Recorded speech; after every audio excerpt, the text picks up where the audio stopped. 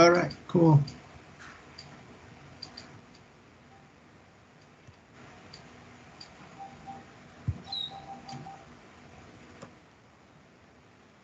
Okay, Assalamualaikum, salam sejahtera, selamat petang, pagi again. My apologies for some technical errors, so now I have control of the slides. Okay, so the idea of the research cluster open day is, well, pretty much that, to have an open day so people can come in and we can tell everybody pretty much what the research cluster does and our roles, and also to highlight some of our initiatives.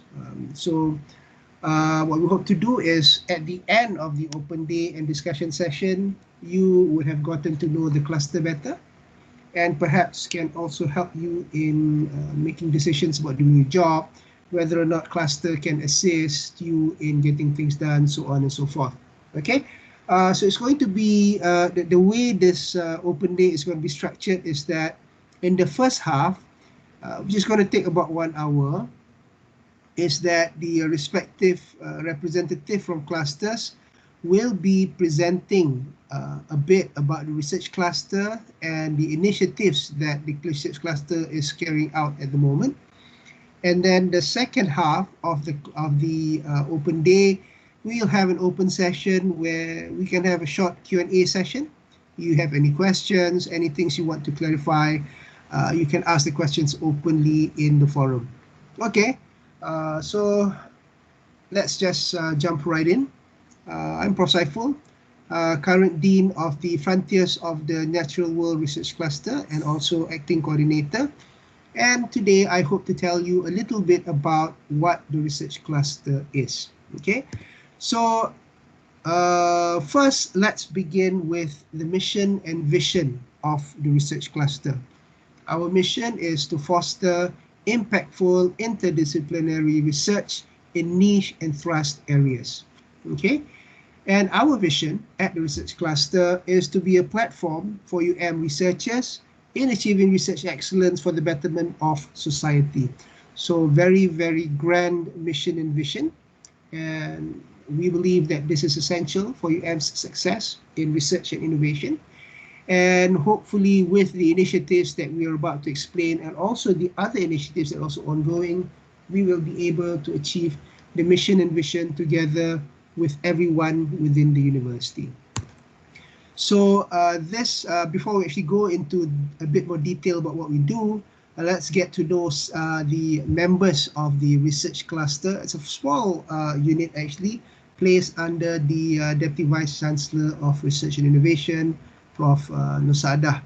So there are 4 clusters in all, and each cluster is headed by a dean. We have the Innovative Industries and Sustainability Science Research Cluster, headed by Prof. Hasib. There's the Frontiers of the Natural World Research Cluster, headed by myself. The Health and Wellbeing Research Cluster, headed by Prof. Noran. And the Social Advancement and Happiness Research Cluster, led by Prof. Stephanie. And under each dean, there is a deputy dean. We have Prof. Nomaniza from IISS, or Innovative Industries and Sustainability Science. For FNW, we have Associate Professor Dr. Juan. For Health and Wellbeing, we have Associate Professor Dr. Siti Nadia. And for Social Advancement and Happiness, we have Associate Professor Dr. Ahmad Zabidi. Okay, so as for officers, the research cluster actually has, there are 5 officers under the research clusters.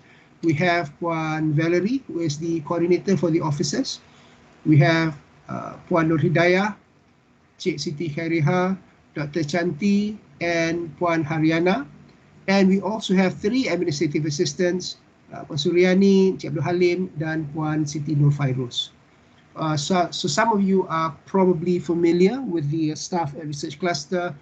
If you're not, so this is your opportunity to get to know them later. Perhaps you can ask direct questions if you want when we go into the discussions.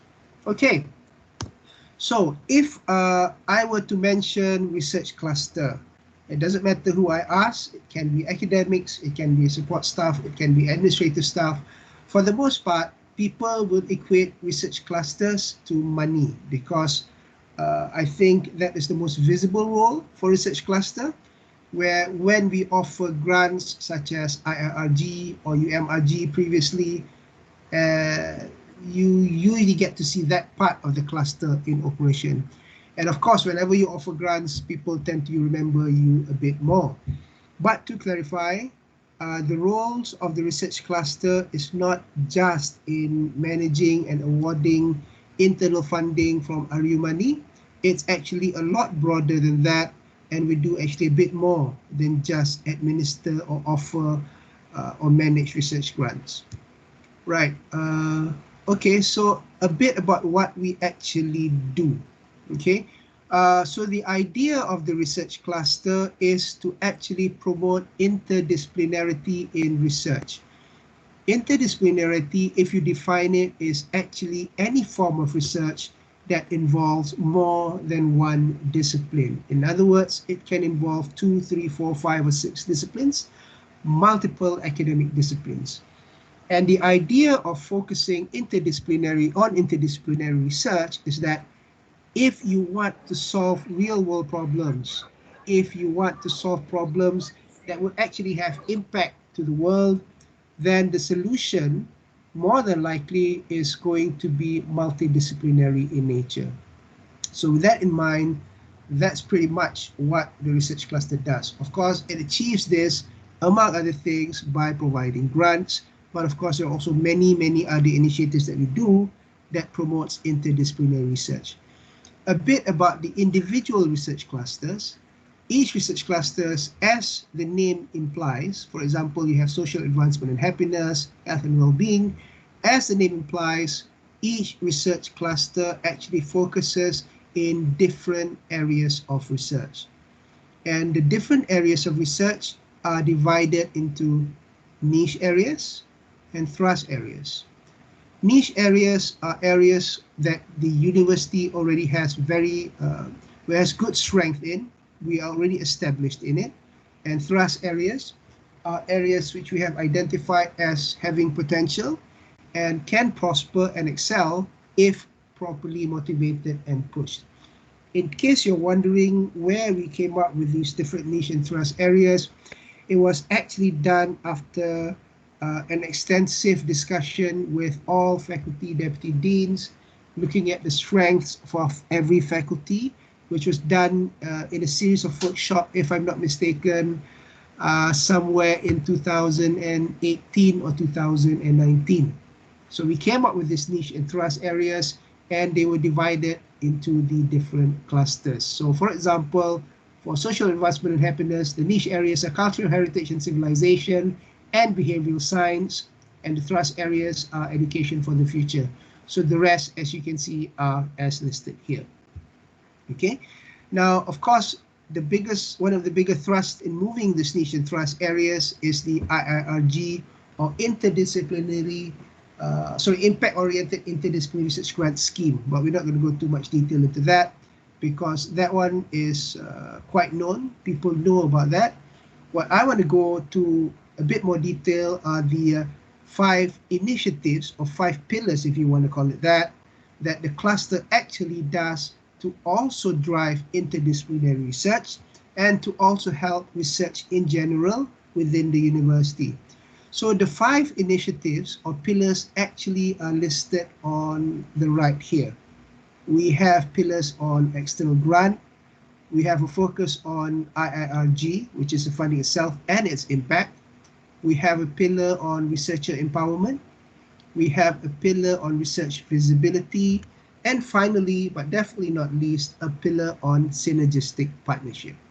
And the aims of actually establishing these pillars are listed on the right, which is to empower researchers in achieving research excellence, to establish collaborative research with national and international academic institutions, public and private agencies and industries, to foster interdisciplinary impact-oriented research, for the cluster to act as a think tank in strategizing research and direction policies, and finally to strengthen the various niche and thrust areas.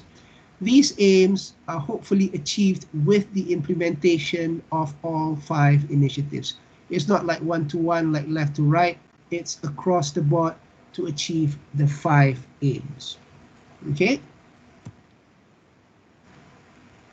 And just to highlight how we actually achieve this and the various roles that are actually played by the research cluster, if you look at the 5 areas that we discussed, that I mentioned just now, these are just some of the tasks that falls, or some of the initiatives that falls under each pillar, and that's under research cluster's main roles.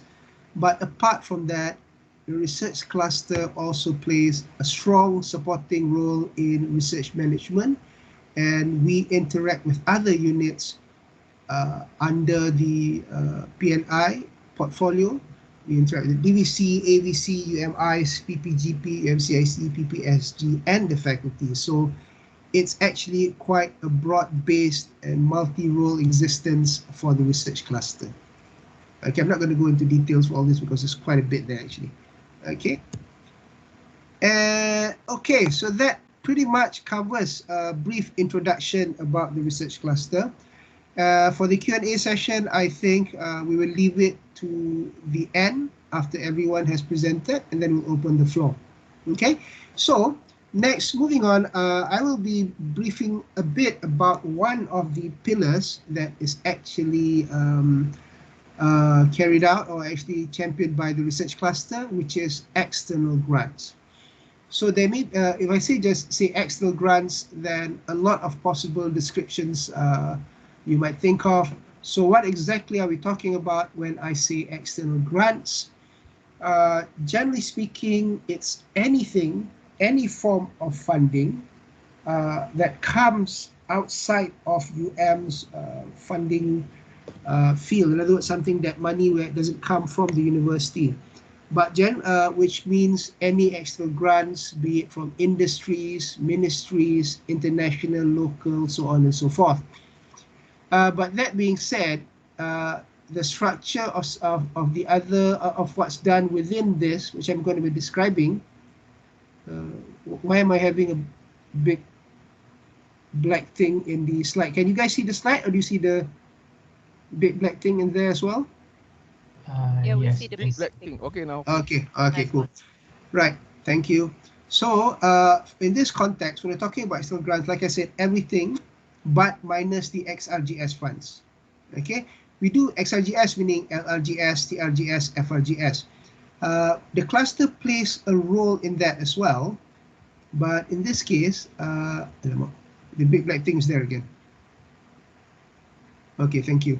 In this case, we're talking more about everything other than that, because usually with the XRGS grants, there's not too much of an issue because it's quite uniform. FRGS, for example, definitely comes out once a year. Same thing with LRGS, TRGS. So that one we can handle quite easily. We'll look at some of the issues we have when talking about external grants in a bit. Okay, so the main aim, or the general aim of looking at external funds, is to increase the success rate of external grant applications. Okay, because at the moment, as you know, we're running out of money in a sense, because we no longer have any special funding other than research university funding. Therefore, researchers within the university have to go out and get more funding for university. Otherwise, research will die, and it'll be very, very bad for the university. So our hope with this external fund pillar is to increase the success rate of any application that we put in. And this is achieved by pretty much the following 3 strategies: by matching, engaging, and refining. I will describe each of that a little bit in a while. Okay, so the role of the research cluster in securing external funds is more or less divided into 5 as listed here.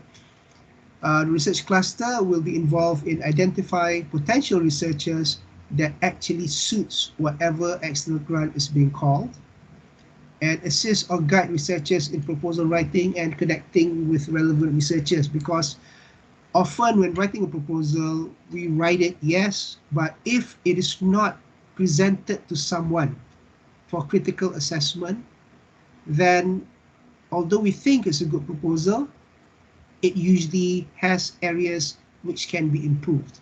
So that's where the cluster comes in. And connecting with relevant researchers, sometimes there is specific requirements for the grants, such as the need to involve multiple disciplines. And if you don't know enough people within your area or outside your area, the research clusters can play a role in identifying researchers who would be a good fit for whatever research proposal is out there. Of course, we're also involved in evaluation of content and scientific writing of the application forms and proposal. There are some issues recently with one of the external grants where some researchers requested that their proposals not be evaluated within the university because it's a direct submission kind of proposal. We're okay with that. The reason we are there to help in evaluation is to improve the proposal. The evaluation process done by the research cluster is not intended to block, is not intended to cut funding or whatever you're applying. No, we function more like a sounding board where we actually look at it critically and make suggestions for improvement. So we believe at least that with that kind of input, whatever proposal you have, doesn't matter how good you may think it is, can potentially be improved further. But if you feel that there is no need for evaluation and it's a direct submission type of grant, it's okay. But like I said, the advantages of having your proposals being evaluated by someone first are numerous. So something to consider. And also, another role is for those who were unsuccessful in previous cycles. We aim to help in improving the proposal and place it under a top drawer proposal database. I'll explain that in a little bit. And of course, we are also involved in the tracing and tracking of the trends in terms of success rates, so on and so forth. Meaning, if we submit 30 proposals, how many were successful? Things like that. Okay, moving on. Now, some of the challenges that we most often face with the external funds, again, I said this is excluding the XRGS funds, is that quite a lot of time we get information about the grants at the very last minute. So it's difficult to prepare a proposal. On the cluster side, some of the grants that we see, we have difficulty in identifying suitable applications for the grants, both in terms of contents and expertise.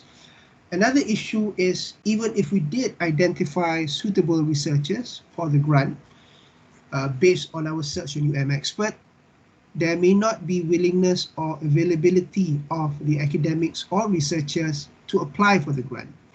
And of course, finally, the biggest challenge is engagement and link up. Engagement and link up, I mean, linking up good research and forming a good research team that may be suited for application of those grants. Now, with that being said, there are several strategies which allows us to make it a bit easier to overcome these challenges. Sorry, and they are listed here.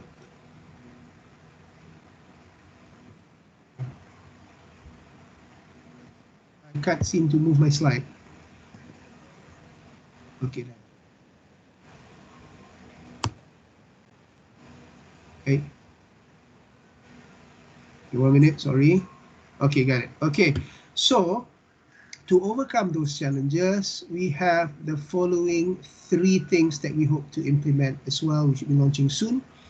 First off is the top drawer proposals. I think this concept of top drawer proposal has been around for a few years now, but I also feel that there is a lot of ambiguity in terms of its implementation and what it actually means. Now, to simplify, a top drawer proposals in the context of at least is a collection of proposals, okay, submitted by researchers to their respective faculties, which is then forwarded to IEEE for curation.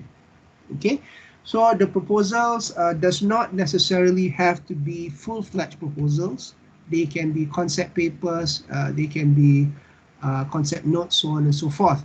But they must be descriptive enough so that whoever reads this concept papers would understand exactly what the word is all about. Okay, so to be clear, those who submit top-level proposals are not going to be guaranteed of funding or anything like that. But if a grant becomes available, and if there is an opportunity, for example, for collaboration with industry, for industrial grants, so on and so forth, the first place that the management will look for work that can be submitted for that kind of applications will be the top drawer proposals. Okay, so in other words, we should already have this database, this collection of projects that can be matched directly to incoming funds, or at least potential incoming funds. And these funds are usually external funds, and they're going to be either industry-based or NGO-based or government-based or other university-based. So that's the idea of the top drawer proposal, to clarify. Okay, and again, this also is hoped to address the issue with last-minute call-ups for grants, because like I said, often we get informed of grant availability with only 1 month or 2 weeks left to submission date, and obviously that's not enough to prepare a good proposal. If we already have a collection of ready-made top quality proposals, then we can straight away submit what is already there. There's no need for you to come back just baru nak dapat get your teams together and all that. So hopefully, with top-level proposals, we can address the issue of suitability and Dayang, tolong padam your mic, please. Thank you. Your mic's on. Okay, thanks. And also about the issue of last-minute things. Okay, so that's the idea of top-level proposals. As for the database of the willing and able, this one we are about to launch is a database where academics register their willingness to be part of any engagement or collaboration activities such as with industry, so on and so forth. The reason we are proposing to put this up is because Expert, yes, it has a collection of experts, but it doesn't tell you whether the academics or researchers are willing to collaborate with industry.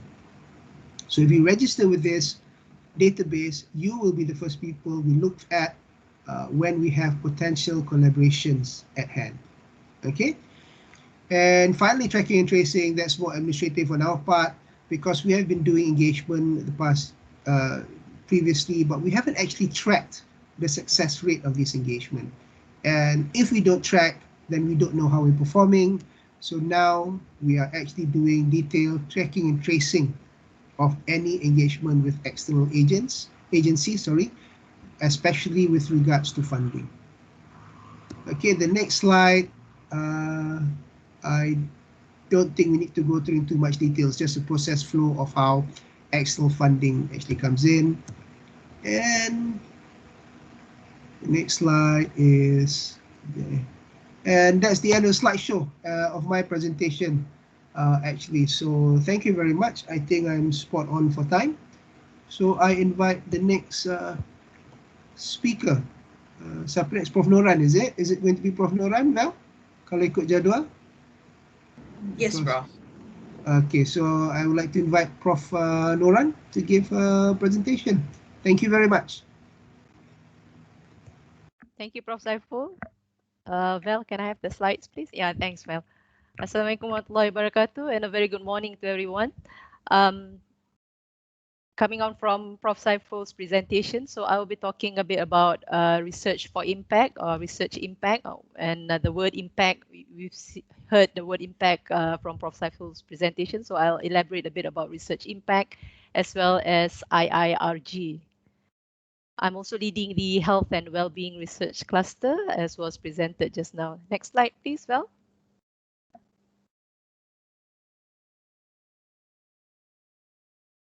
Alamak, the slides have gone.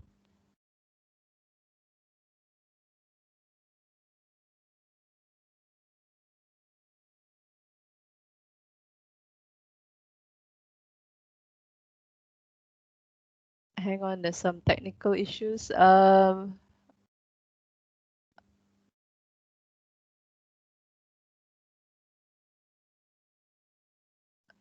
Why don't I just share the slide from here?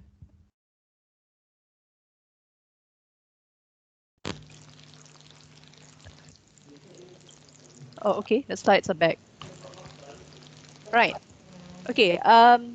What do we actually mean when we talk about research for impact or research impact? So traditionally, when we do research or when academics or researchers do research, we then publish our findings, right? And most of the time, our role basically ends the moment that we have our publications out or we publish our research findings, and we would often like to publish in high impact research journals, ISI or WAS research journals, or even Scopus journals. And then we feel that it's a responsibility of the practitioners actually to bring these findings that we found and we publish to be used or to be disseminated to the policy workers. So for a long time in the academic world, this is actually how academia has worked. Um, but then again, as they say, the only constant thing in life is change. And I think this we have learned in 2019 or the end of 2019. Who would have thought that this is going to be our life today, right? Just like we are having this session online, in pre-COVID times, we would be having this session face to face. So things are changing also in the research world. So impactful research or research for impact is the current buzzword for today. It's the in thing, as some might call it. And it's about time that we actually move towards research for impact or doing research beyond the academic impact. So here we have the two demarcations of what academic impact means and what the non-academic impact means, or economic and societal impact. So what does research for impact actually means? So it's about doing research differently. It's about academics as well as researchers who are involved in research to influence the change. So that you need to understand that there is our roles, or you need to recognize that our roles as researchers or as academics who are involved in research is changing. And the role now is as agents of change, or if you've heard about social media influencers, so we are now the influencers of change, right? Based on the findings that we have. So basically, it's about two things. It's about involving communities in generating evidence, producing meaningful research that facilitates action or facilitates change, right? It's also about engaging, not yet, can we have the previous slide? I'm still at the previous slide. It's about engaging, communicating, influencing, and integrating all these activities to bring about change. So the types, like you see on the slide, you have two types. We still need the academic impact. It doesn't mean that academic impact is no longer there. Whatever we talked about, whenever we influence change, we need the evidence. So the evidence starts from the academic impact, where we publish in our the findings that we have. At the same time, concurrently, there should also be economic as well as societal impact, which basically means a contribution that the research makes to the society, the economy, and this benefits individual, organization, or nations. So in other words, or in summary, it's impact that the good of the researchers can do in the world, right? So yeah, can I have the next slide, please? So when we talk about impact, can we move to the next slide? So when we talk about impact, previous slide, no, before this previous slide, the pathway to impact. So when we talk about impact, there are views that impact actually takes a long time. Yes, we realize that, but research impact should be thought of as a journey. So this is what we call the pathway to impact. So when we talk about research for impact or impactful research, you will see these words coming out: input, activities, output, outcomes, as well as finally impact. So I'll briefly just explain a bit what does these words mean. So say for example, you're doing a study, or you've got a grant, or you're bidding for a grant on behavioral strategies to increase vaccination, COVID-19 vaccination amount of population. So you put in your proposal. So those are the inputs that you have. You identify the programs or projects that you can do. And then when it talks about activities, so here, remember the two keywords where we talk about research impact is mainly in terms of engagement as well as communicating. So here what we looked at is identifying identifying Right, can we have those with the mics on to off their mics? So basically under activities is mainly identifying who your who your stakeholders are. So these are very important, what types of engagement you would like to do, and how your communication is going to be imparted, because different stakeholders will need different types of engagement, different stakeholders will need different types of communication. So those are the activities that you plan. And what does output mean? So output basically means, say, for example, you'll be doing community awareness or community engagement events. So those are the outputs. So you will measure them. You will itemize all the outputs that's needed for this behavioral strategies change in order for you to make sure that the vaccination increases. So the outcomes then, number of people who register in My Sejahtera, for example, or the number of people who actually receive their first dose, or the number of people receiving their second dose, or the types of doses that you get among the groups of people in the population. And finally, the impact that we want is actually, for example, in terms of health impact, the number of reduction in the number of ICU cases in the hospital, reduction in the number of those needed ventilation, for example, or reduction in number of BID or brought in death cases with regards to COVID in the hospital. So these are just some of the example of how you think about a research project that talks about pathway to impact or research impact as a journey. So the idea is it has to be thought of even in the beginning while you prepare your proposal. So these are some of the things that's happening right now in the world. So next slide, please.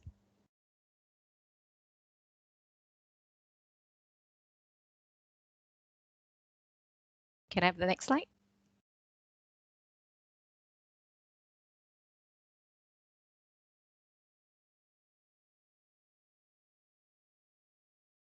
Well, can I have the next slide? Can you move the next slide? Yes. So I'll be talking about IIRG, or the Impact Oriented Interdisciplinary Research Grant Program. Prof. Saiful has mentioned it just now. So this is how we, in the cluster, we feel that we can move research into research for impact, just no longer academic impact alone, but moving beyond non-academic impact, or moving beyond the research, the traditional academic impact.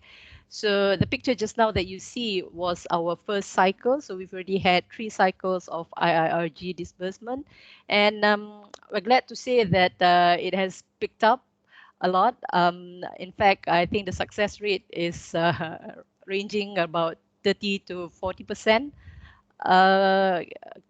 Why is my slide going into the slideshow mode? Can I have the one in black, please?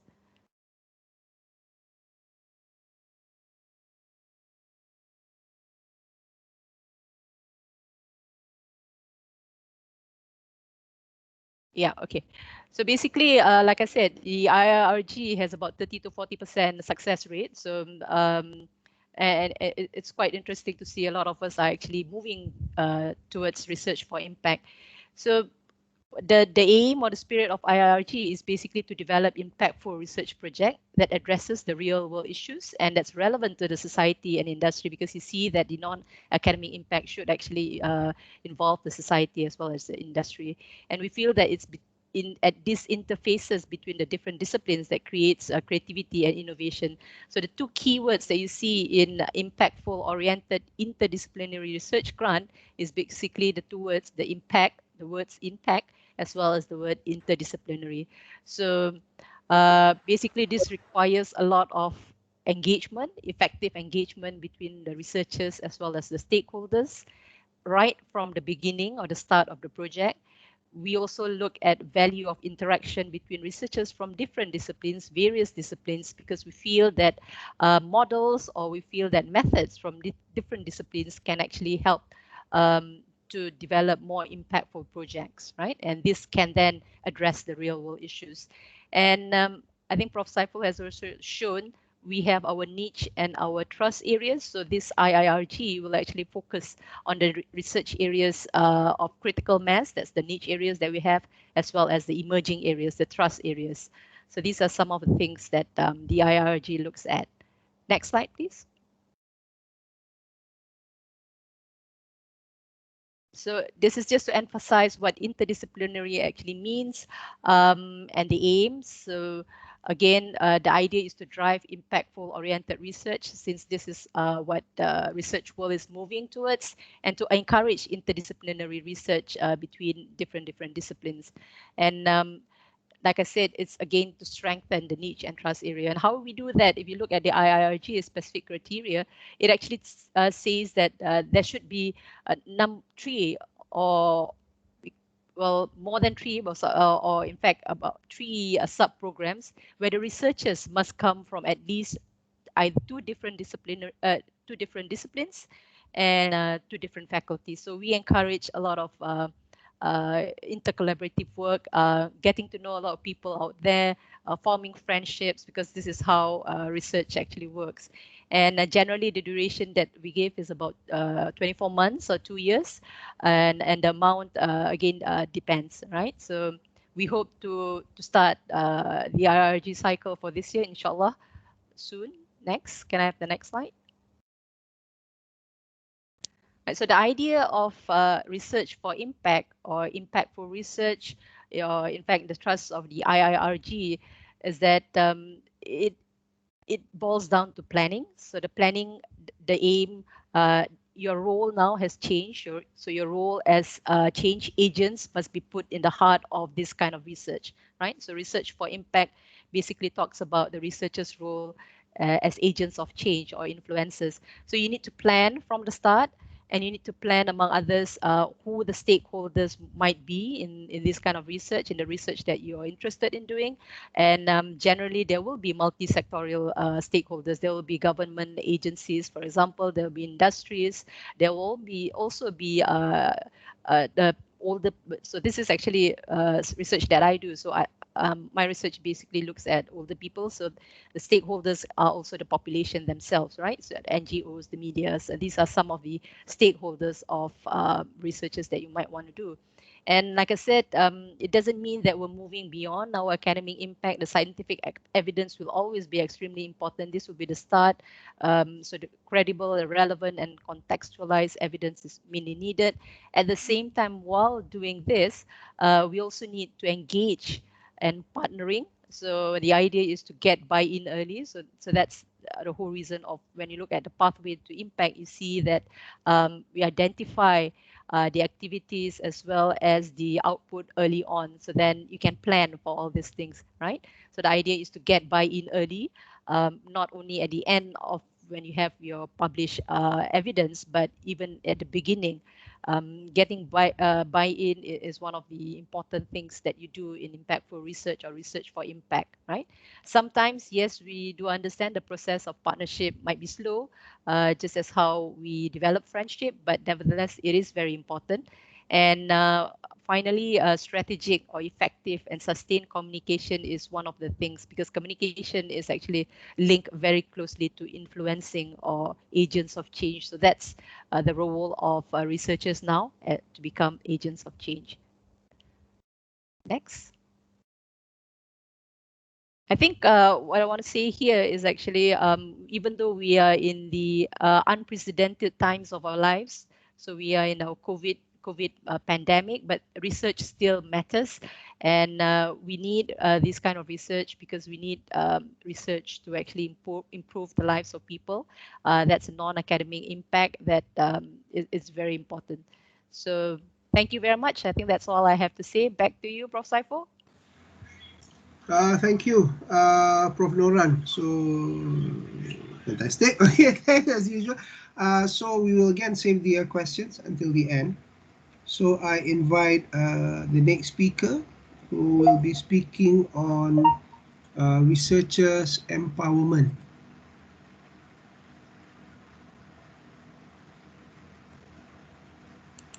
Okay. Yeah. Okay. Yeah. The Labidi. Yep. Okay. Okay. Thanks. Yep. Yeah, thank you very much, Prof. Saiful. Assalamualaikum and very good morning to everyone. So I'm going to continue with our today session with the Social Advancement and Happiness Research Cluster. So next.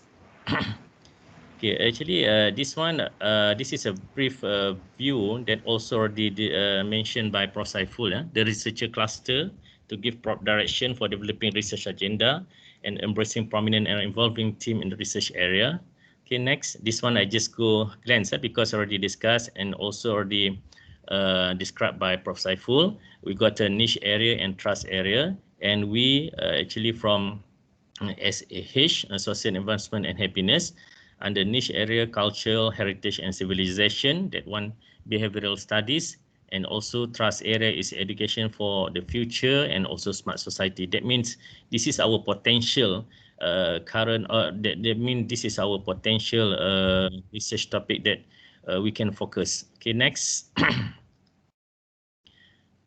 Okay, this is the detail about the cultural heritage and civilization. You can find the information there. That means the detail about the niche area under cultural heritage and civilization. Next. Okay, and also the detail about the behavioral studies. What is the meaning of behavioral study? Also stated here, yeah.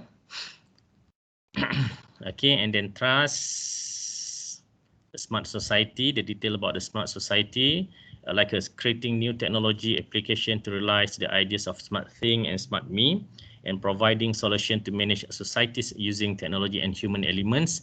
And second one is education for future. For the future, that means creating innovative content for teaching and learning, etc.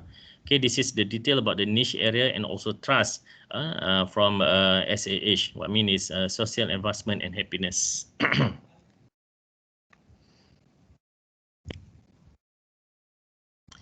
Okay, actually this is our program, SAH Research Cluster Program. Okay, so as described by Prof. Noran about the research impact from our part, from our SAH, that means Research Cluster, Social Advancement and Happiness. This is our main activity, the researchers empowerment. So what is the meaning of researchers empowerment? So we at the cluster level, we try to help, especially for the novice lecturer that they want to start the research.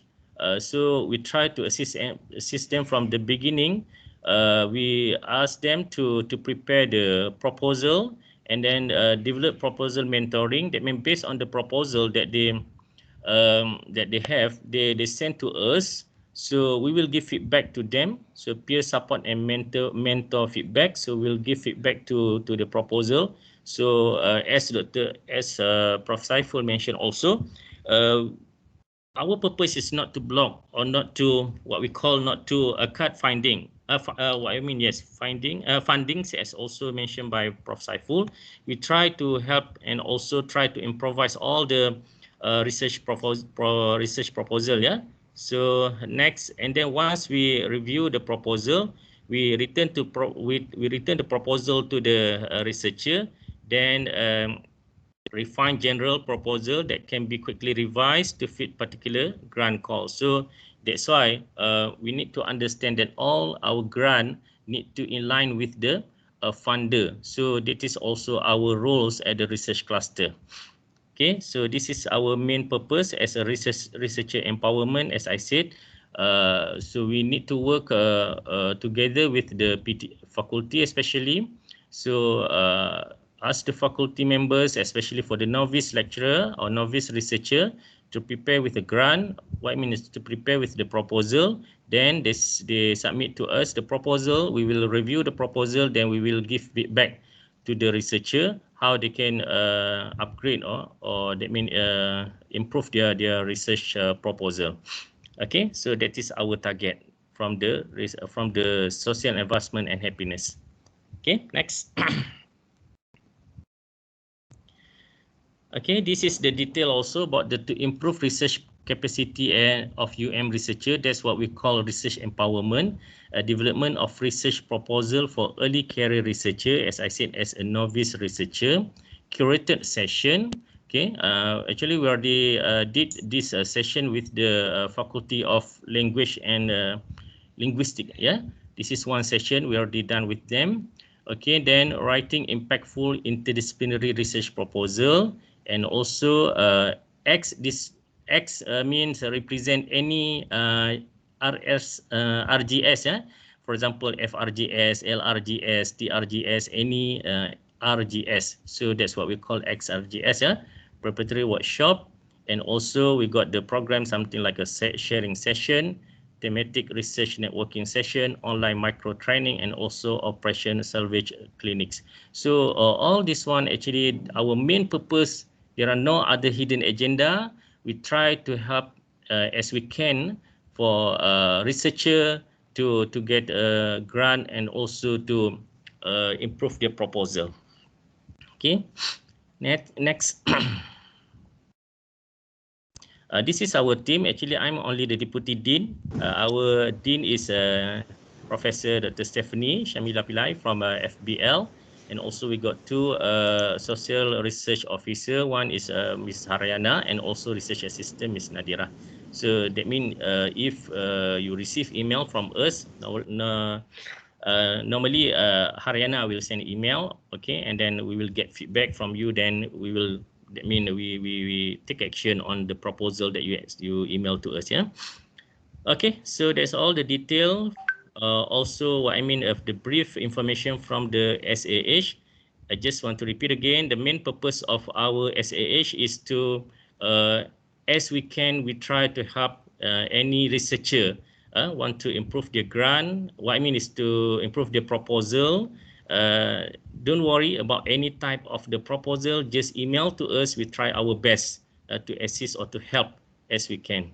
Okay, so I think that's all from me. Prof. Saiful, back to you. Thank you very much. Okay, thank you, Dr. Zavidi. So hope we're a bit clearer. I hope everyone is a bit clearer with regards to what we mean by researchers empowerment. So moving on, I invite Prof. Nomaniza to discuss a bit about synergistic partnerships.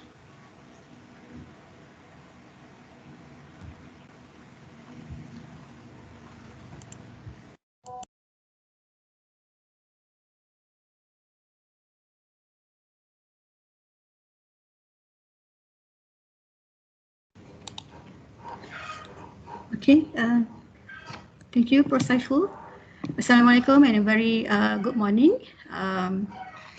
So today I'm going to explain to you the pillar under Synergistic Research Partnership. Can you all hear me? Boleh? Yes, clear, Okay. clear. All right. Okay, so our cluster, Innovative Industry and Sustainability Science, is given this task because our cluster is aimed to support research efforts leading to the innovations and sustainable solutions to problems relevant to industry and society. And also our cluster also committed to build collaborative linkages between University Malaya, society, researchers and industrial partners. And also, like what Prof. Noran mentioned just now, doing the impactful research, we sometimes need to have the engagement with stakeholders, agencies, industries, and we as researchers, we are only expert. We are the research experts, but we don't know how. What to do along the process when we want to approach industries or when industries approach us. So the research cluster take this the initiative to mediate this process.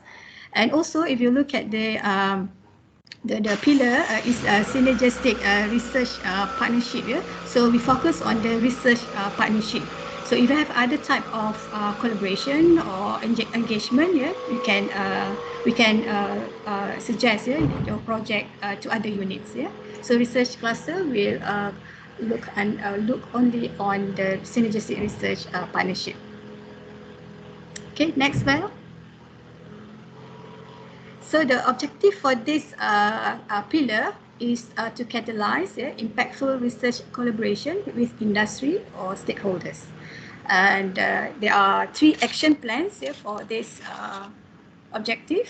The first one is to identify and connect relevant researchers with industry or stakeholders. So here the activities are to gather information about the industry partner, to arrange meetings and discussion and help researchers in negotiation process, and help researchers to define the type of collaboration.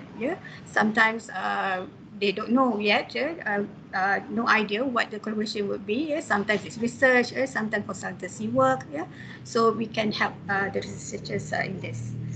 The second plan the second action plan is to facilitate the researcher to work on problem relevant to industry, national agenda. So the activities are to advise researchers on aligning concept papers or proposal towards industry or national needs or agenda. So we try to help them. They already have their own research concepts, principles, and all that. So we try to align, those proposals, to meet the industrial and national needs. And also we do evaluation at research cluster level. And the third actions is to facilitate the achievement of outcome, or impact from collaborative engagement. We are going to advise on the agreement processes, NDA, MOA, MOU, and monitoring and reporting project progress and outcome. So as for the frequency or time frame for all these actions plans, if coming from the DVC office, so it is as and when requests are made from the industry to the DVC office, or UMIs or UMCIC, and the grant under research cluster like iirg, IDIG, all the grants will be so the time frame is throughout the year, cycles every year, and both monitoring and reporting will be conducted every 6 months. Next slide.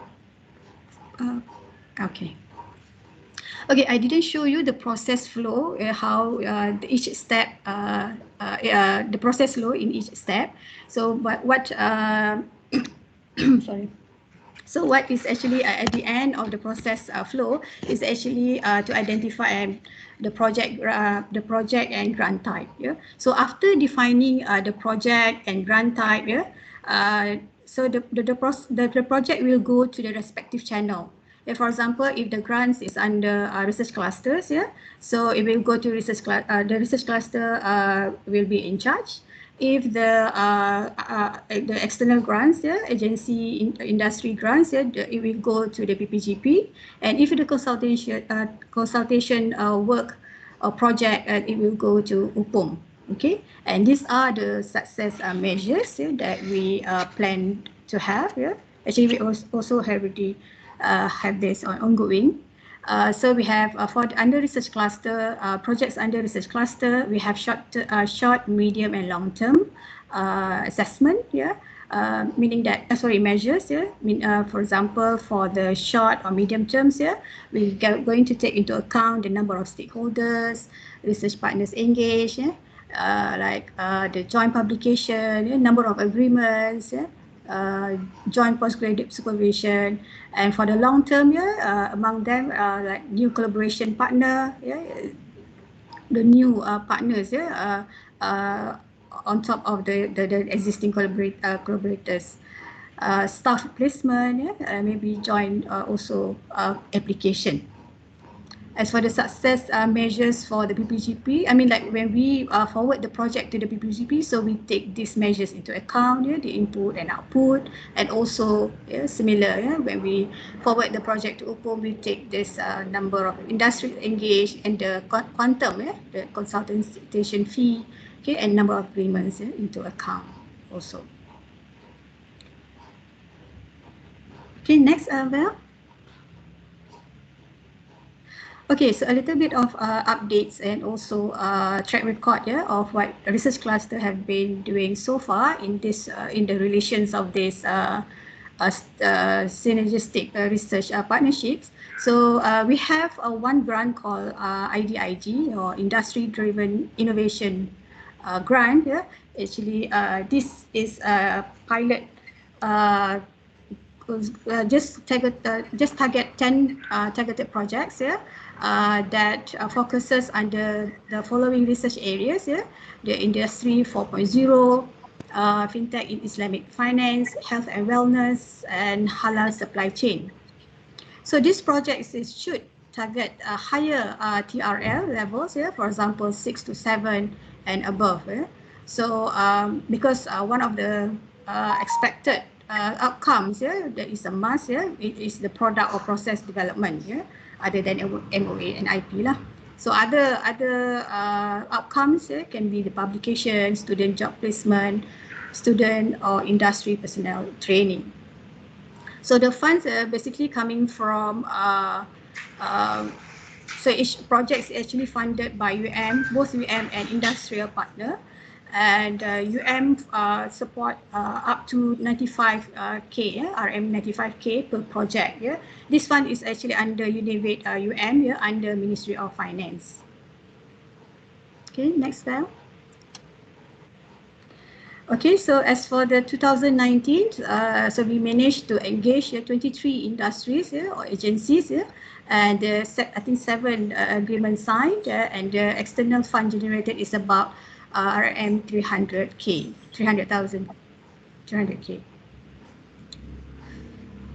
Okay, next. Okay, so in 2020, despite experiencing COVID pandemic, so we still managed to engage 24 industry agencies and also sign agreement. Okay, and also the external fund generated about RM 340K.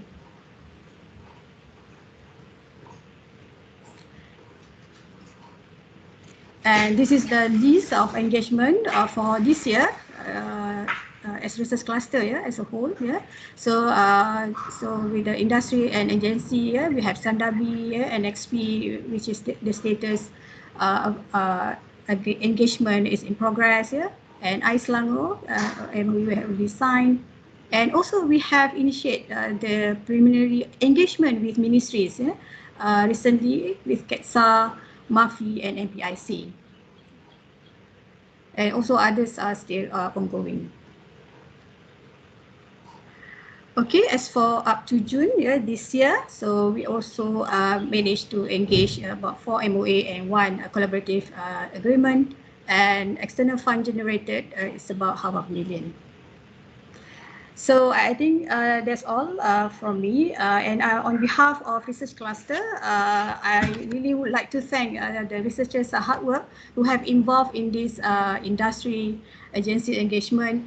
And as for the iirg recipients, the Synergistic Research Partnership is really encouraged. And we will try our best to assist you. Thank you.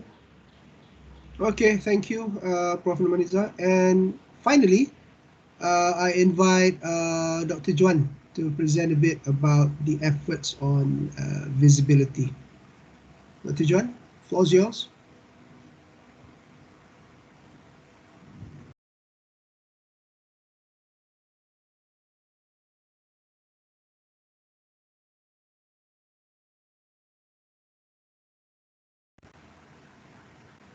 Dr. Juan?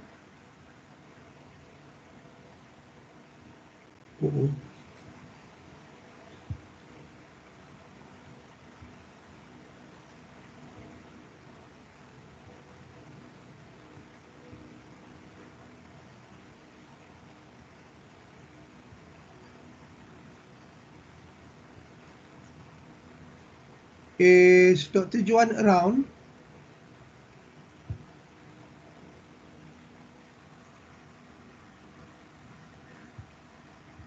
Yeah, we're waiting for the presenter. Yeah, hold on. I think he is connected, disconnected. Oh, okay.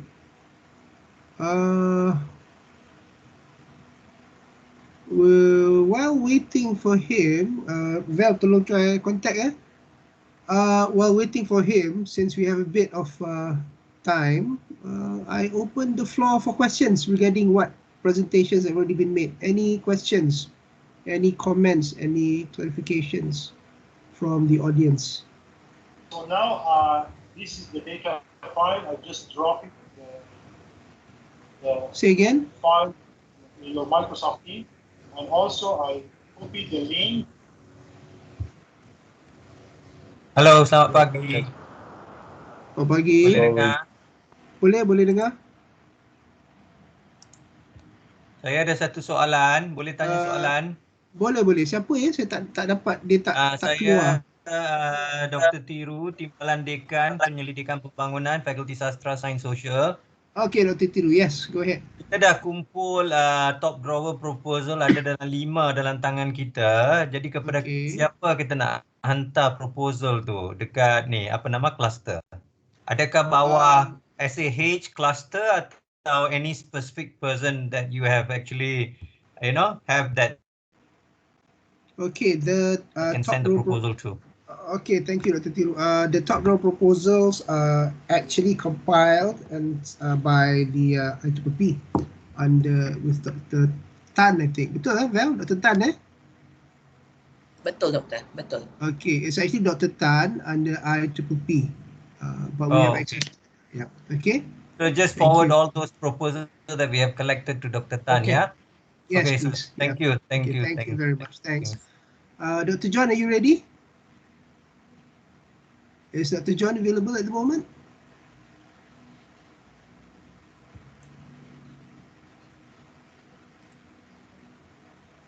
Dr. John, we can't hear you actually. No, not yet.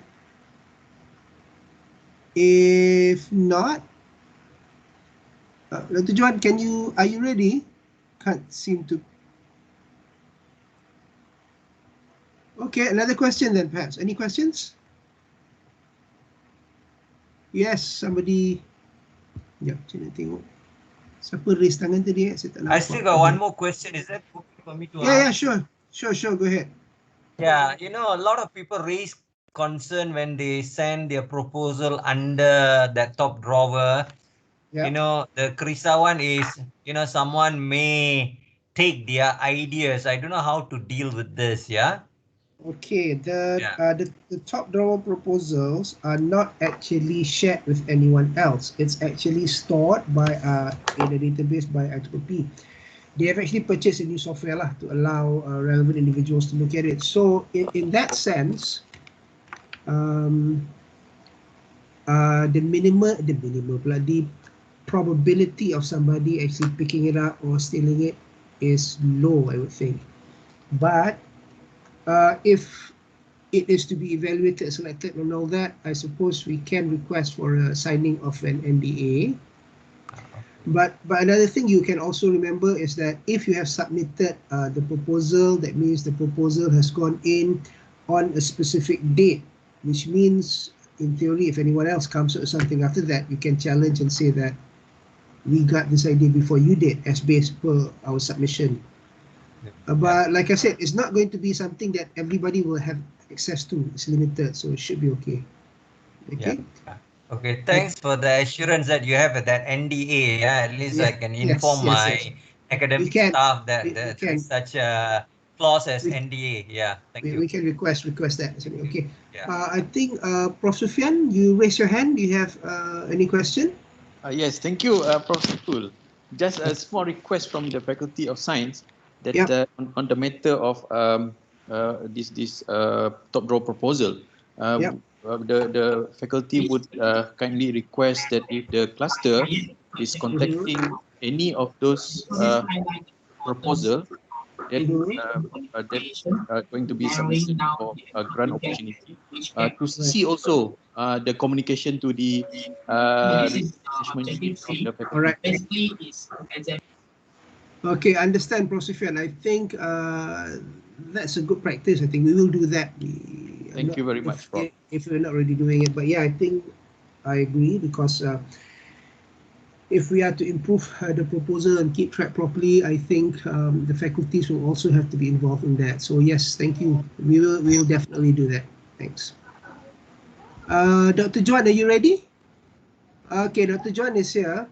So before proceeding to more questions, I invite Dr. Juan to present on researcher visibility. So whenever you're ready, Dr. Juan. We still haven't got your slide up yet. Yeah.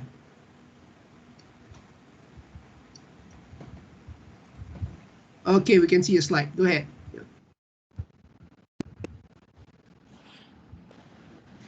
Hello, thank you. Sorry, I have some technical issues. My line suddenly is unconnected. So thank you, chairpersons. Good morning. thank you for attending this open day.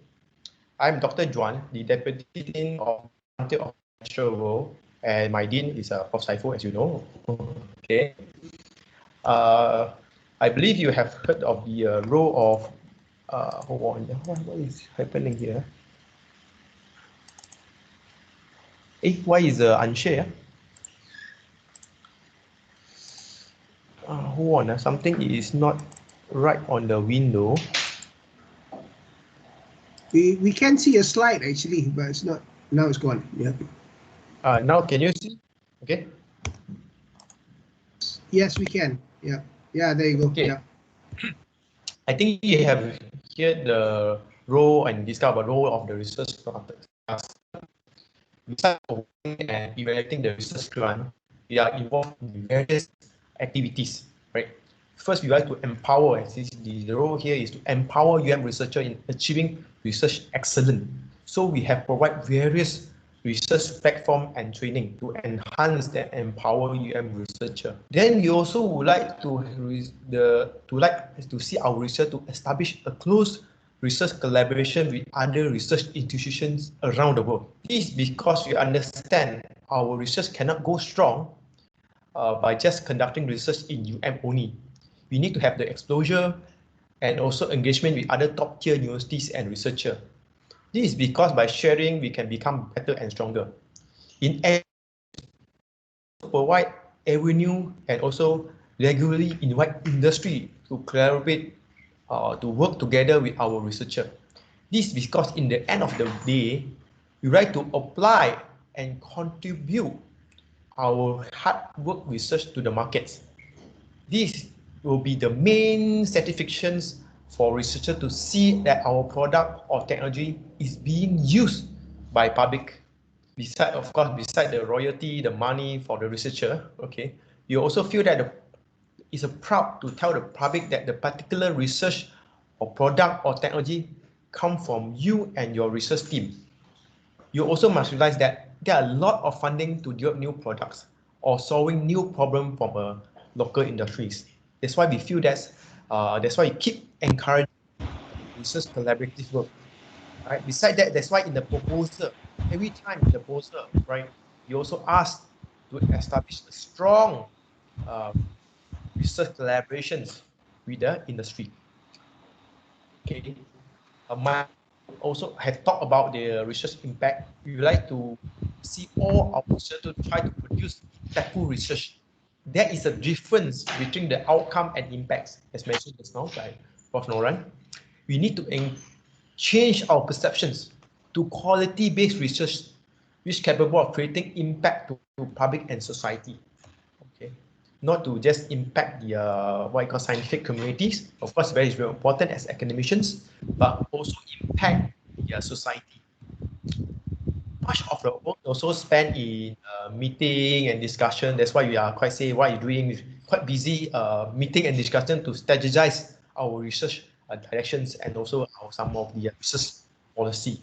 We need to inform the researcher the most recent trends and emerging technology, right? Okay. For example, people nowadays talking about artificial intelligence, AI.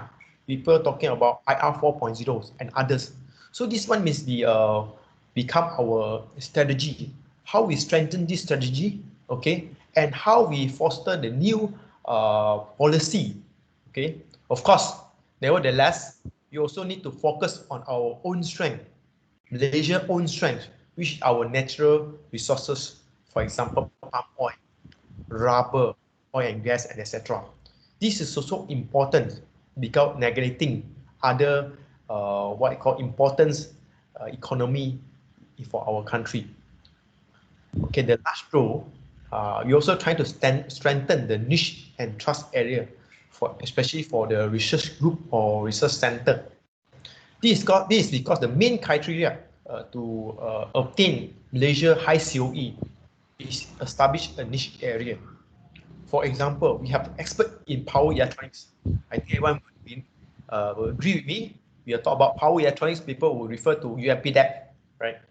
When we talk about the ocean and lands, then we think about IOS. Okay. Then we talk about the vectors-borne diseases. Then we talk about iirg. Okay, people talking about the guided wavelength, right? We talk about photonics because they have a niche area. They are the expert in our country. So researcher or the industry, they facing this problem will go to this particular center or group for advice. And this also also bring up the name of basically, right? This is what summary what we are doing. I think has been explained just now by my colleagues. So this is the role I'm talking about here is a research visibility, right? Research visibility is a crucial for researcher. We need to go out and share our knowledge to public and also researcher. We should not misunderstand the visibility here means we are showing off how big are we, how powerful we are, right? Our intention should be sharing our knowledge for one benefit of others. We should remove the mentality what we get right for doing this, what we go not be sharing this. This is to me, it's very bad mentality. We are academicians, right? Most of them are our academicians, or even the RO, right? They are listening here. We should have this mentality of sharing, right? The genuine intention of having more visibility is in order to benefit the public and society by providing them the latest information and technology. As we always saying, sharing is caring, right? Okay. This is the some of the example that we have provide the platform and also training. For example, the first photo here is the upskilling training, right? We try to train or share to the researcher how to make better story in new media. New media can be in YouTube, can be in Facebook, the newspaper. Okay, of course, it's not the old newspaper talking about the physical, maybe it's the e-newspaper. Okay, because we have to sentence, okay, use the word, it's a layman words. So we cannot use a lot of jargons, a lot of scientific words. Then the general public do not know what we are talking about. So this workshop provide avenue to train the researcher how to publish in that sense to the general public, how to make sure they understand what we are trying to deliver, what's the latest information we want to deliver. So this also have the on-site training by Professor Naziro Adib Kadi. Okay, he have a very good. Okay, he also do the on-site one-on-one. Okay, to train the researcher. This one you should modify this sentence. You have to do this, and then it's very engaging training that we have provide. Okay, so the second one is also upskilling trainings, how to edit the video, right? Okay, so I mean you have to take the video, right, and then you see, hey, you can see from the YouTube people have very nice video. How this can be done? How to edit the video? Okay, this is one of the way using the window movie maker, which you can use to create video automatically from what you have taken. Okay. And also some of the way of show our research by branding our project, how to engage the social media and create some trends. Okay, the recent trends on this particular skill. Okay, upcoming event that we're going to have is research cluster research tour called Rockstar Tour. Okay, so this will be some the activities upcoming, so stay tuned. Okay, and second is a sharing session from our research center, okay, from our high COE and from our grand challenge, from our fundamental research grants recipients. What is the success story? What is the challenge? So you can learn from each other how to improve this type of experience from them, so we can improve, so we do not face the same old difficulties. Okay, so this is the way we look at the research visibility. So thank you very much. I pass back to Prof. Saiful. Thank you. Okay, thank you, Dr. John. So yeah, that's pretty much the presentation. So again, I open the floor for questions. if there's any specific question under any specific pillar, so just mention that and we will try to address them. So questions, anyone?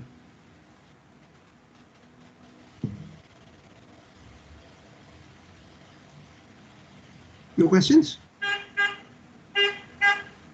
Assalamualaikum Prof, boleh tanya ke? Ya, boleh. Waalaikumsalam. Ya, Siapa ya? ni Asrul Mahyudin daripada Fakulti Alam Bina. Okay, right. Okay, Yes, alright. that's right. Cuma ada 3. Satu is that kita ada top drawer. So bila saya look back on the top drawer, a few of the proposal, bukan few lah, most all the proposal dia doesn't get luck, doesn't get any match. Okay. So is it possible instead we wait for the top drawer get the match? We approach the various agency, whether government or semi-government, for the matching. That's number 1. Okay, number 2 is that there are a couple of clusters, especially in United Nations. Contohnya United Nations Habitat and Urban Wellbeing. So where will that be parked? And then splinter daripada tersebut, dia ada dia panggil dia panggil Council for Tall Building and Urban Habitat. Right. So Council for Tall Building and Urban Habitat has been looking at Malaysia ni, tapi yang selalu untungnya Singapore. I'm not sure kenapa Malaysia kan yang didn't get the mileage. So kalau katakan, because I'm a member dalam tu Council Tall Building and Urban Habitat, and let's say I want to park, I want to join in housing and urban well-being, which is also one cluster di dalam Pertubuhan Arkitek Malaysia in some of the Jabatan Perancang. Where will that be parked? That's number 2. And then number 3 berkenaan dengan visibility yang Prof Juan tadi ada mention. For example, tempoh hari ada keluar ranking, QS ranking for Fakulti Alam Bina, Built Environment section. Kalau kita compare dengan NUS, banyak yang kita actually not far off. As a matter of fact, citation kita menang daripada NUS on Fakulti Built Environment. Cumanya visibility kita kalah. So they are very good in more for the marketing. They are very good in more pada putting up NUS as though NUS the Star Trek of the entire region. So that's the 3 thing lah. Yeah. Okay, cool. Okay, I'll try to answer as best I can. Firstly, with regards to the top drawer proposal. So the top drawer proposal ni, actually dia macam ni tau. The one that you have submitted to. Could everyone else turn off the mic, please? I'm getting a bit of interference on my side. Those not speaking, can you turn off the mic? Dr. John, is your mic muted? Can you mute your mic, Dr. John? For now, thanks. All right, so with regards to top drawer proposal, you mentioned whether or not it's okay for you to approach yourself. Most definitely yes. Please do. If you have an opportunity to engage and the top drawer proposal you have submitted to Central is suited for that particular engagement, yes, please engage. Please use the available top drawer proposal. That being said, it will be also helpful if you can inform the Central that you have already engaged people using that particular proposal, because if somehow further opportunities come along, then we would know that you have engaged this, and we can follow up with the researchers which part of it you've actually used, because we don't want to do a double dipping of the same proposal. Okay, so it's just about consolidating the information between the faculties and also Central. The second part is park. I'm a bit unclear actually. When you say park, do you mean you have a specific center or do you have a specific research group that you will come in? Sorry, if I may, is that I mean, we are trying. I'm looking at the possibility of a win-win situation. Yeah, I mean, obviously, it will also carry some visibility. If let's say, the cluster within the UM somehow has played a role in United Nations Habitat and Urban Settlement. Yeah, and then within the region, within the not the region, actually the entire most of the continent is that Council for Tall Building and Urban Habitat. So whether the cluster tu, whether whoever member dalam Council for Tall Building Urban Habitat, which is also be part and parcel of United Nations Habitat and Urban Settlement tu, somehow, how do I say it? Is part of the gang. You get me, Prof? Yeah. So okay, if it is part of the gang, how can we, the researcher and the lecturer, bring in the cluster? Where would we get into? Is it will be under social well-being, Right. or Okay. Right. So so that we can be bridging gap, so that we can bring in that, okay, I'm a member di dalam pertubuhan arkitek on housing and urban well-being. Oh, also a member di dalam Council for Tall Building. I have these contact with researcher in United Nations Urban Habitat. So I want to let's bring this thing together. I think we no doubt, Universiti Malaya had done a lot of research, had a lot of work. Perhaps this is also be a plus point in which the visibility can comes in. Like, for example, United Nations Urban Habitat has this blah blah blah blah, and then one of it is that Universiti Malaya play a part. That will be great, isn't it? Yeah. So so these are the things. I mean, we daily. Sorry, Prof. Just a little bit more. We daily mention about B40. Poor people, poor living, etc., etc. Their researcher has been doing research on PPR, on those who are in the lower income group, who are living in settlement, or squatter, etc. Where will they come in? Where will they be housed? Okay, that is something that we try to look at in a way to help the university. All right, cool. Thank you. Thank you. Okay. Looking at the areas you mentioned just now, they will actually fall under either SAH or IISS, I think. Okay. So perhaps representatives from IISS or SAH would like to comment on that. Dr. Zabidi, Prof. Nurmaniza? Yes, Prof. Steph is not around, is it? Yeah, Prof. Yeah. Okay. Actually, thank you, Prof. And also thank you for the raise this issue. We need to know detail about that. Once we got the detail about what I mean is the information detail about the center or research group. I mean, the main point here, just email to us first. Then from there we can identify which either we can create a research group or research center. So the most important thing that we need to get the detail about that. I think the best way is just email to us first. Then from there we can identify which one we can put either the research group or research center. Okay, bro? Because now we cannot decide straight away. Of course, we need to get the detail, then we can discuss later about that. Okay, thank you. I kind of agree with Dr. Zabidi.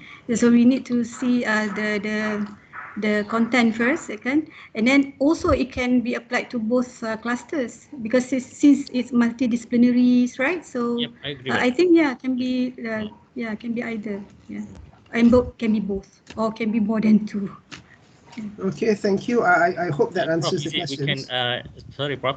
So I think better give information to the, I think, Dr. from Alambina, give the detail, how he can email to us. Is it to you or is it to any other cluster? I think send it in to the research cluster coordinator's office lah. The email at the end of my presentation, that one. Okay, Dr. Asro. Okay. Right. As for the final question with regards to visibility, mentioning that some of the courses under faculty has achieved quite good ranking, even in relation to Singapore. That one, I think, if you want to visualize that, that's more on the academic side rather than on the research side. I'm not saying that we can't play a role, but I think for the most part, that will be falling under CCO, I think, if I'm not mistaken, because they are the ones who are responsible for marketing, CCO and IRO for marketing, visibility and all that. So I would like to suggest that you contact either one of those two entities, and I think they can help in promoting that. What I'm perhaps try to promote or suggest here, Prof, maaf ya, is that maaf mencela, is that perhaps this IRO CEO there is an officer within that who, or maybe meet up once a week or something like that, you know. So for example, saya tengok dekat AB is that currently the traffic, this is just to share. After I study the traffic of visibility, kita ada Facebook, kita ada Instagram, kita ada website. But the moment there is a live conference, seminar, webinar that is linked to Facebook, the increase of the number of people who want to watch increase drastically. Yes. So I just sharing with other faculty. What we did is that we call it online asset. We don't call it anymore Facebook, Instagram. We call it online asset. So this online asset, perhaps, if I may, Prof, you know, the RO, also perhaps Prof Juan or some other members who maybe pegawai science can assist to have a bigger impact. Time is not much. You know, it's coming towards the end of the year. People are rushing for KPI, not just individual faculty, but the whole university. So we are trying to help. So I study everything, look at online asset from TikTok to Facebook to website visibility and you know, I mean, the data that I mentioned to you, alamak, you know, kita dengan NUS kalah tu je, kita dengan UTM kalah tu je, the lain semua kita menang. Yeah. So perhaps these are the thing, you know, how to create a loudspeaker for the IPPP or the research cluster ni. Something like that lah, Prof. All right. Thank you.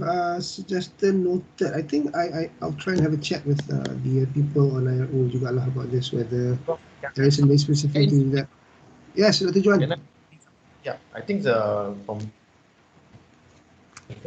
those things that is related to research, I think we can bring it together to CCO, you know, to IRO, to talk about it. And as mentioned just now, maybe once a month that we can have a meeting to research related. Maybe, for example, you publish in very good journal, right? I don't know, maybe 1% top journal, right? Like Science or Nature or similar to that, right? 1%. So this will be a website, right? Because the intention, again, not to show how good are we, how great are we, but to share that we have achieved something that is beneficial to the public, also the society or the science community. That is the intention that we need to bring up. Not to say, wah kita bagus sangat lah kan. So we should have that intention in our mind. Thanks. Okay, thank you, Dr. Juan. Okay, any more questions, please? Let's keep the discussion. Sorry. Prof. Okay, thank you, I Dr. got Juan. one. Sorry. Yes, Prof. Saiful, yes. I have one question. Yes, go ahead. Okay, I just wanted to find out, we do have a few research group and also research center under the Faculty of Arts and Social Sciences. So just I want to know how we can actually collaborate with research cluster to basically empower research centers and research groups that's placed under the faculty. Because right now, trying to develop our own KPI for research group as well as research cluster, research group as well as a research center based at the faculty level. How can we basically, you know, cooperate or even get some kind of assistance from research cluster to empower the research group as well as research center which is placed under the faculty? That's my question. Prof. Saiful. All right, thank you very much. Okay, that's actually been a perennial issue actually. Because of the way the research centers are structured. There are some in faculties, some in centers, and some in cluster, and some actually monitored directly by the TNC. However, that being said, our goal is pretty much the same, which is to get them to the best possible point by helping them as much as we can. Okay, just to clarify certain things first. There is no real distinction between a research center that is being monitored by cluster or faculty. They're all equal lah, exactly the same in sense of what they are and expectations and all that. And there is also no additional support in terms of funding or anything like that.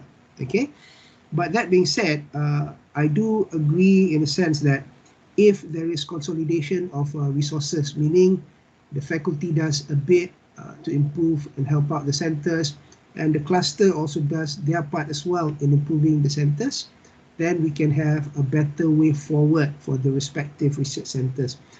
So with that in mind, we can, for example, if you have specific ideas about what you want to do and you need assistance from the cluster, for example, in monitoring or marketing or visibility of your respective centers, just simply drop us an email and we will set up a discussion, a meeting, and see how we work from there. I mean, it's a bit difficult to have a blanket type of collaboration or cooperation because each centers and each faculty need are going to be slightly different. So again, if you have any, if you wish to have any help from our side, we're always open. Drop us an email and then we will direct to the specific person in charge. Usually it's going to be one of the cluster dean, depending on what the centers are under what area, and then we'll move forward from there. Would that be okay? Yes, Prof. Can. You know, at this point, what we have done is we decide our own KPI for our research group at the faculty level. So we say that you must have this number of at least some kind of discourse, and then you must have at least 1 or 2 research grant going on, and we decide on our. Okay. With that being said, with the dean of the faculty. Yeah. Right. With that being said, do you have access to the documents pertaining to the requirements of the various the formation and maintenance of research centers? That one is actually a good guide if you want to look at setting up for KPI, because it stipulates what's the membership of the center supposed to be, how much grant each center is supposed to have depending on the membership and the number of members, how many publications. So if you follow that one, then you're okay. How do I have access to the? That one, it's actually. How can I get access to that?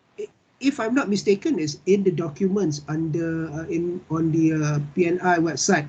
But but I believe our ROs can assist you if you get in touch with Puan Vel, and we will reply and send you the guidelines lah, the ones that we have. Okay. Okay. Thank you. Yeah, I'll get in touch with your RO. Yeah. Thank you. Thanks. Thank you. Prof, can I ask something on the? Yeah, sure. Go ahead. Yeah, if you want to go further, right? For example, those are achieving high COE. I mean, you should start planning. Okay, I know you are starting from a center, right? Become a COE center of excellence, but you can start planning. Look at the high COE criteria, so you can download from the Education Minister of Education website to see what is the criteria for high COE, right? So that you can prepare early. Maybe it's a long-term thing, but at least you have a plan. This is short-term. You want to upgrade from a center to center of excellence. Mid-term, then the long-term is high COE. So you align with your mission, right?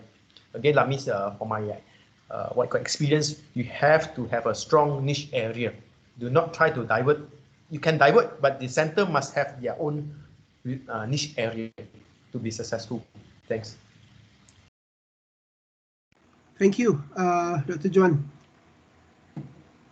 So again, open the floor for questions, discussions. Anyone? Do we have anybody? We still have plenty of time, 20 minutes before 12. Perhaps one of the support staff or staff pelaksana, non-academic questions, because it's standard for everybody. So anyone? Shall I call out names? I'm not going to call out names, just kidding. So again, any questions? Anything is fine. It's supposed to be a two-way discussion. So if you have anything. Yes. I have one more, Prof. Would that be okay for me to ask? Yeah. Can we let Dr. Aini come up first, because then we come back to you. Yeah. Okay. Thanks. Sorry. Hi, Prof. Yep. I would like, can I have a look back at Dr. Zabidi's slides on research and empowerment or something to that effect? There's something on workshops. Okay, Yana, or please some- share. Uh-huh. Okay. Which one, the tiny? After that? To that. Yeah, writing impactful interdisciplinary research proposals, curated sessions, semua ni. So is it generic sessions or can it be more faculty specific or what? Okay, thank you for the question. Now we are practiced to get invitation from the faculty because we want to go to the niche area, and also we can concentrate and focus to the certain area. So it is better if we can get information from the faculty. That means we can go direct to the focus area under your faculty. Okay, is it clear? Yes, thank you. So who do I email to get all this to Yes, Puan make Haryana. arrangements? Just email Puan Haryana at our research cluster SAH. All right. Okay. Okay. Sure. Thank you so much. Welcome. Okay, thank you. Prof. Thiru, yes, you have another question just now. Yes, thank you, Prof. Saiful. I don't know whether this is the right place to ask this question. We'll see. But I just want to try my luck. Yeah. Yeah, sure. I'll try my luck. You know, what happened is for some faculties, I noticed that they've actually combined research with development. Okay. While others, they just split it up into Deputy Dean for Research and Deputy Dean for Development. My faculty per se, we have combined both. So what I want to convey is the workload is actually tremendous. Yeah. Okay. So how do we basically, separate these two so that you will have only one portfolio to deal with? Yeah. So that's my question. Okay. Well, you got it right. It's not the right place, lah. But that being said, might as well, since you bring it up, I think this one you have to bring up to the management, lah, because they will decide whether or not there's sufficient workload for you to have two separate portfolios. Because, for example, Faculty of Science, I think a long time ago, we had one portfolio, but now it's two separate portfolio. There's one for development and one for research. Development meaning it's more on infrastructure, so on and so forth, whereas the research drives the research itself, I think. Yeah, so but again, in this sense, there's not much we can help you with at the cluster, but again, it's something that your dean, I think, needs to bring up to the central management. You have to propose, you have to justify, so on and so forth. Okay? Okay, thanks. Thank All right, you. thanks. Welcome. Okay, again, any further questions? We still have a bit of time, actually. Anything is okay. It's an open discussion, so don't be shy. Prof, maaf Prof, boleh tak lagi ke Prof? Boleh tanya. Ya, boleh saya cadangan. Is that I hope this is not a one-off lah kot, meeting up timbalan-timbalan dekan dengan ketua-ketua kluster. Kan? So maybe Prof, is that kita ada some periodic meeting within a year. I mean for this year mungkin tak kot, mungkin contohnya next year. Faculty dia ada some perancangan, and then kita boleh inform pada all the clusters, whatever it is, and then there's a mid year, tengok apa dah jadi, faculty kata nak apply 10 FRGS, tengok ada 2 je, so contohnya for example saya pun terperanjat juga FRGS application very low from my own faculty, so I try to posting. One of the reason is that diorang masih ada grant, dan gara-gara MCO tu banyak grant kena KIP dan dimohon diperpanjang kan. And then obviously next year the KPI for kita punya grant jumlah grant tu akan bertambah sedikit. So this is just a suggestion, Prof. Yeah. Okay, it's actually a good suggestion because it allows us to actually directly interact with each other lah with regards to challenges and all that. One thing though, we do have a more or less regular meeting, but it's not specifically with research cluster deans. It's the Jawatan Kuasa Kerja Penyelidikan with the TNC and PNC, I think. So some of the issues can be raised there. But I do agree with you. I think it's time that we have a better and closer working relationship between the research clusters. and all the deputy deans of research. And I was actually thinking about that as well, but I did not know how people are going to respond to that. With people already having heavy workload, they might not be interested in attending the meeting. But since the suggestion has already been made, I think we will proceed with that. I think we don't need a monthly meeting or anything like that. Something like a quarterly meeting. I think that sounds about something right. quarterly Yeah. or some other like twice a year ke, or somewhere kita mungkin submit some ideas to cluster. I mean it's not something that wajib, Sure. and then towards the middle of the year ke, and rather than trying to act on problem, we will look at kita ada masalah ni apa semua, and then we look at the cluster. Maybe it will relate to publication, it will relate to internalization. So ada few things perhaps we can sit down. Mungkin it will relate dengan IRO to help Dr. Juan, things like that, so that will be a look at it lah. Okay, thank you. Actually, that's a fantastic idea, and we will do that. Definitely, we will do that. Okay, thank you, Prof. Asrul.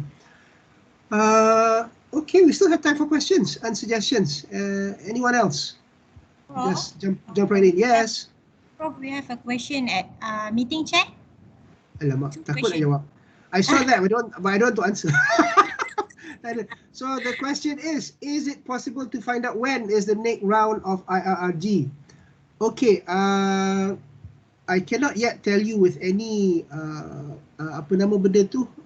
certainty the exact date when we are going to be launching the next cycle of IRRG. Because we have just received news and all that, we haven't had a chance to properly sit down and discuss and come up with a timeline, because as you know, when we call for IRG, we usually have a launching and we tell you the exact timeline. But that being said, I'll just tell you that we have funding already and we are in the midst of preparing that, and you should already encourage your researchers to start preparing for your IRG applications. In other words, it's soon, within the next month or so. Okay, would that answer the question? Well, I think it does answer the question, but I hope it's satisfactorily answering the question. There's another one from Diboshri. Mana? Atas sekali. Diboshri. He asked.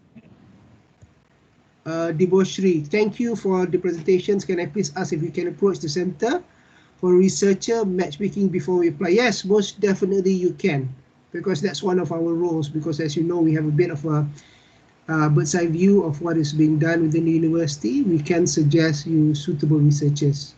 We will help you as much as we can with regards to that. Just approach the, depending on the area of research, you may approach the ROs from the respective research clusters, or you can email directly to cluster coordinator. But I think approaching the ROs would be better code. You know what areas you're looking for, and they will then have a discussion with the respective deans and deputy deans, and we can help you out. Okay? Any further questions? More questions? We still have a bit of time, 10 minutes. Prof, sorry, UM expert V.3 boleh cerita kat sini juga, Prof?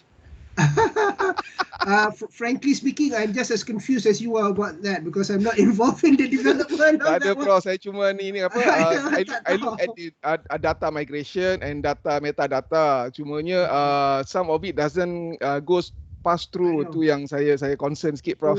Saya pun pening. I wonder TNCPI ada sini tak? Tak ada. That one bukan under PI actually. That one under pembangunan, under Prof Aziz's portfolio. Yeah. Okay. All right. Thanks. Apologize. Tak apa, no worries. More questions? Any more?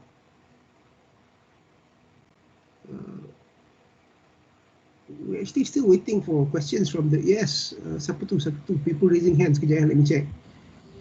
Prof, saya nak tanya sikit lah, Prof. Siapa? Saya Nazarul daripada physics science. Okay, right. Hi. Science. Okay, let's see. Currently, I have IRG grant, which supposed to be end by end of this year, but then it is extend to in the middle of next year, right?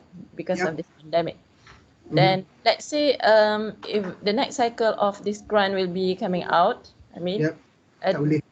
Can I? Tak boleh. Tak boleh, because the idea of the IRG is not as, I mean, yes, the spirit is interdisciplinarity. Betul. That you probably will fulfill. Okay. But behind that, the IRG is supposed to function sort of like a kickstart. You know, you want to start this new research, you want to do this, yes, because if you remember, one of the requirements of the IRG is that you're supposed to come up with a proposal or plans to further this research. In other words, you dah kena ada proposal baru that you want to submit somewhere else, right? So if you're going to be continuously applying macam tu, then I think in a way it defeats the purpose lah, especially if there's an overlap. Okay, without an overlap, maybe we can have you can apply for next cycle, but again, I wouldn't encourage it, because you're supposed to move on and get alternative possibilities, because as you know, there's many people, not much grants to go around, stuff like that. Okay, sorry about that. Okay, thank you, Prof. I think we have another question from Zati. What is the difference between grants under research cluster and UMCIC? These classes also handling similarly. Okay, UMCIC ni dia lebih kepada a lot of apa nama tu, pre-com and com, I think. So, for example, benda yang dia handle would include PRGS, so on and so forth, right? But for the ones that research cluster is trying to get in terms of collaboration with industry or government and all that, it's more on the lower, not lower. If you look at the TRL, for example, the TRL may be on the lower end of the spectrum. Okay, technology readiness level. Granted, it's going to be impossible to be completely exclusive between the two. There will be some overlaps, but like I said, the point at which the research starts is going to be different from cluster and CIC. Okay, does that answer the question, Zati? Okay. All right, cool, thanks. I think we have some more people raising their hands, unless it's the same people who haven't lowered their hands. Nazatu Shima, the answer. Tiru, do you have any other further questions? Because your hand is still raised. Ya, maaf ya, banyak sangat soalan. Apa? My apologies. Yeah, you know, as part of what we call strategic planning of the faculty, yeah, under that research portfolio, what we have is research capacity building among the researchers, yeah, research capacity building. So I just wanted to find out how can actually the cluster assist us to build the research capacity at the faculty level. I'll give you one example. Say that, you know, we want to invite someone to speak on data analysis techniques, yeah? So that's part of the research capacity building. So basically, how can that research cluster help us? You see, in case you want to invite someone, you need to pay for them. Will they able to pay for the speakers whatever charges that they're going to impose on us? Yeah, that's my question, Prof. Yeah. At the moment, if you're talking about help